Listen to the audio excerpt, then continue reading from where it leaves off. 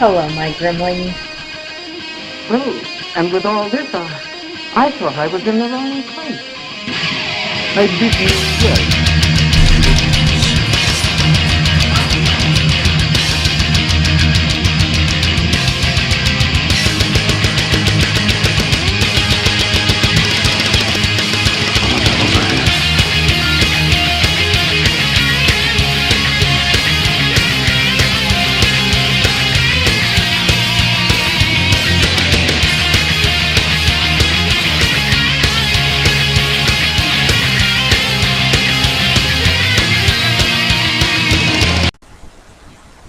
Hey, Grimlings. So I have a bit of a new setup behind me, and I'm gonna do some cool stuff there. But for today's video, I'm reviewing The Omen, the original 1976 classic. Yes, this is because I have not watched anything new recently, and I am terribly sorry about that. But unfortunately, I've been hugely busy, and it just has not worked out for me to watch anything new. Hopefully next week I'll be able to do something new, and it will be, pretty cool. But today I'm reviewing something I actually know and have seen, and, So this is part of my classic horror movies review series. Last week I posted my review of The Exorcist. This week we're talking about The Omen. Now, this is an old movie, so as with The Exorcist, I am not going to worry about whether there are spoilers or not. There will be spoilers in this. If you have not seen this movie and you don't want spoilers, don't watch this video until you have. So, with that said, let's start. So, The Omen is a 1976 horror film. It follows an American politician. I believe he is, ambassador? American diplomat. Goes to different countries as a diplomat. In Spain, at Rome, Italy, not Spain. In Italy, his wife is pregnant. She gives birth to a baby that is stillborn, or dies right after being born. Not wanting to tell his wife, he agrees to what a priest has suggested, that they switch the dead child, for a live child who has just lost its mother. This child is named Damien. They name him Damien. And everything seems to be going fine until Damien gets to be older. They're in England, and very strange things start to happen. Large black dogs. I believe they're Rottweilers. I'm not actually positive. They're big dogs though. Start congregating around the house. His nanny, Damien's nanny, hangs herself at his birthday party. And just terrible things start happening. And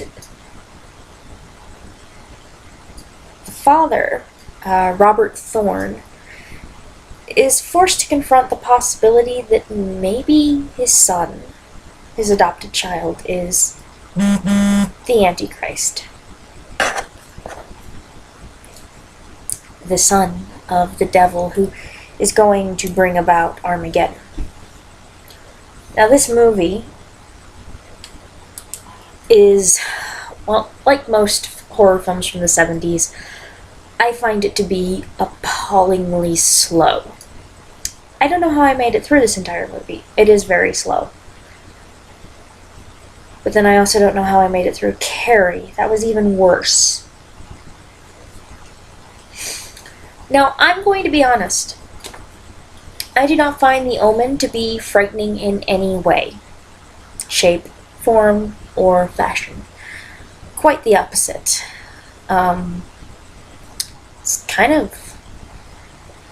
It certainly has more of a psychological thriller kind of feel to it. I think that was really kind of popular in the 70s. You had a lot of those.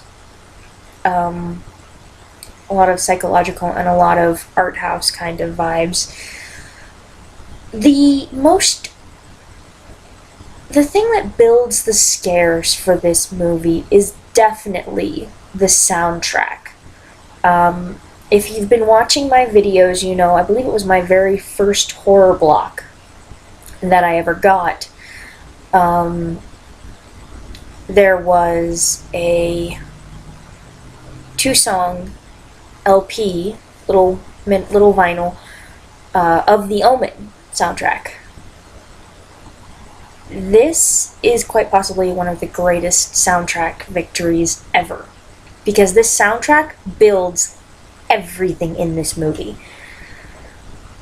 For example, there's a scene where Damien is riding his tricycle in the house, and he's riding it in circles, and the nanny opens the door and he rides down the hall, and he accidentally knocks his mother off a step stool, causing her to fall over a banister and drop 2 stories. And honestly, the only thing that makes this scene in any way suspenseful or frightening is the music.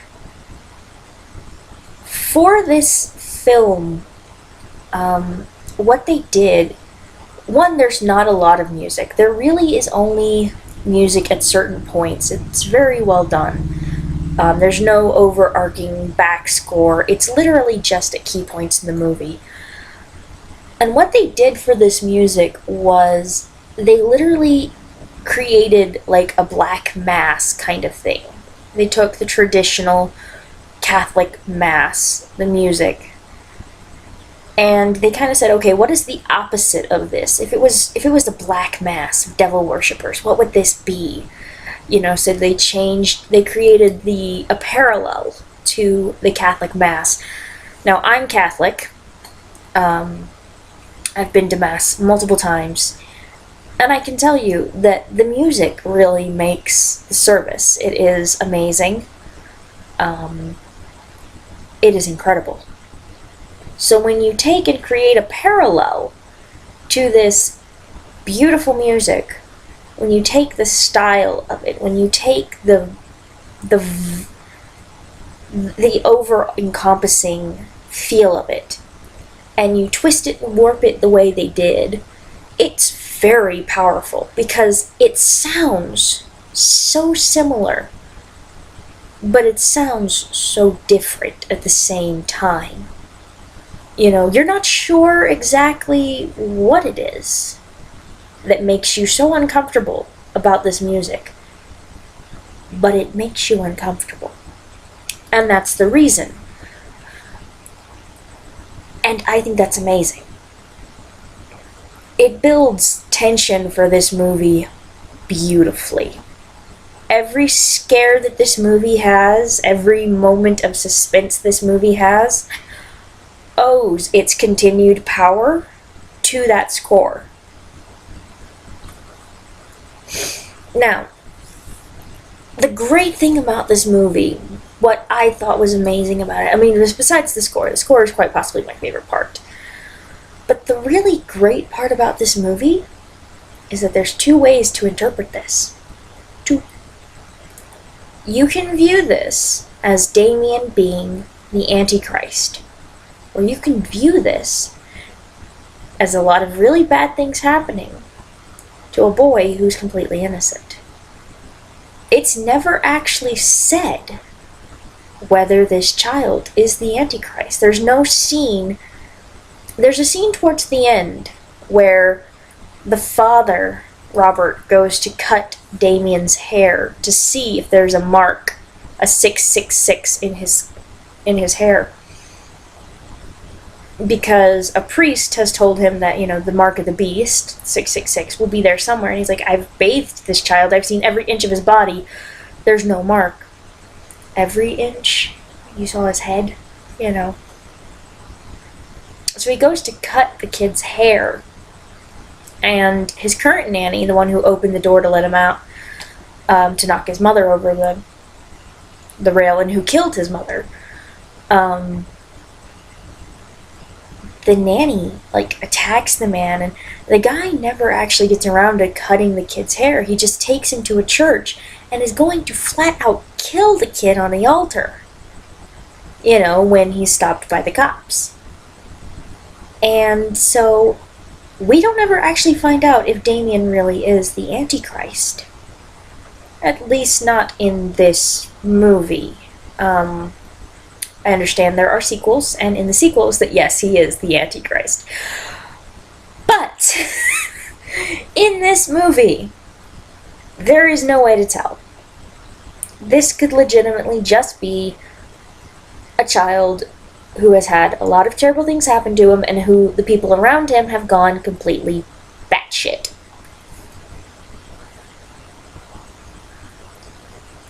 Which has a lot of power to it, I think. Because it is such a strange concept. You know, the very last scene in this movie is actually a very iconic picture of Damien. And what it is they're at the funeral of his father, of Robert Thorne's. And there's a man holding Damien's hand, and Damien twists back to look at the camera and smiles.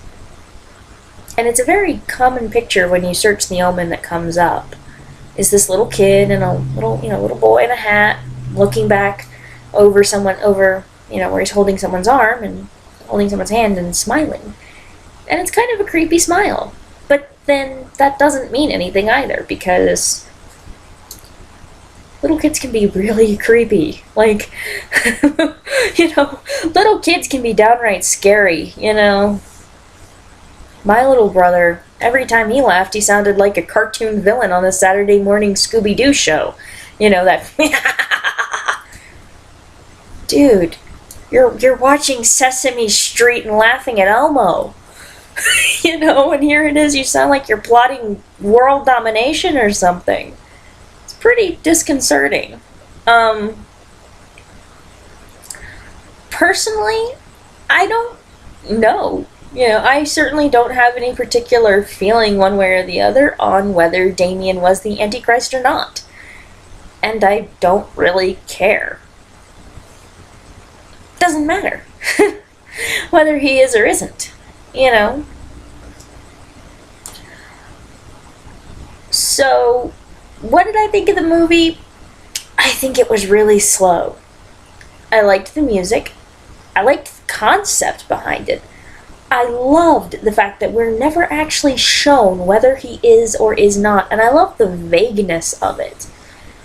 I love how they did things. It's certainly an interesting movie and some very interesting style choices. But it's really, really slow. It's not scary at all. And I don't find it particularly suspenseful either. So, unlike The Exorcist, which does have some really incredible staying power for me, and which I do have some nostalgia to, The Omen doesn't have any of that. One thing that is really super cool is the effects. Some of those are really cool. The music is amazing. And I certainly appreciate those, and I appreciate the stylistic choices. But it's not a movie I'm going to watch a lot. In fact, I might never watch it again. It's just not my style. But it is a good movie. And it's certainly an interesting movie to watch to see the progression of horror films. I think the next video I do in this classic review series, which may or may not be next week's video, I really hope it's not, but... or, if I am uploading it next week, that there will be something else as well, something new. But the next video will most likely be Bela Lugosi's Dracula.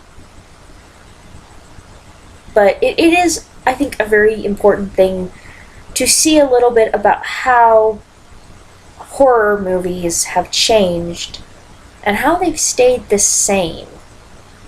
And also maybe to look at how we cycle through trends. Because we're kind of back in sort of we're sort of back in that sort of 70s horror. It's a lot more suspense, it's a lot more psychological, and it's a lot more supernatural. We don't have a lot of just really gory splatterfests.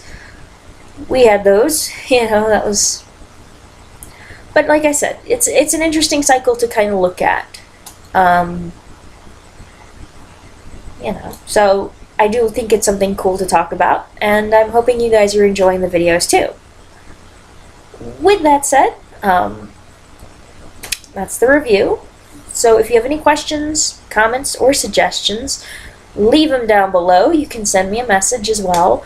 I'm on Tumblr and Twitter and Instagram. I'm on Tumblr as Wednesday's Child's Witchcraft. I am on Twitter and Instagram as Stars and Galaxies. And, yeah. If you have any questions, comments, suggestions, please let me know. Like and subscribe. And, creep it real, my gremlings. Creep it real. If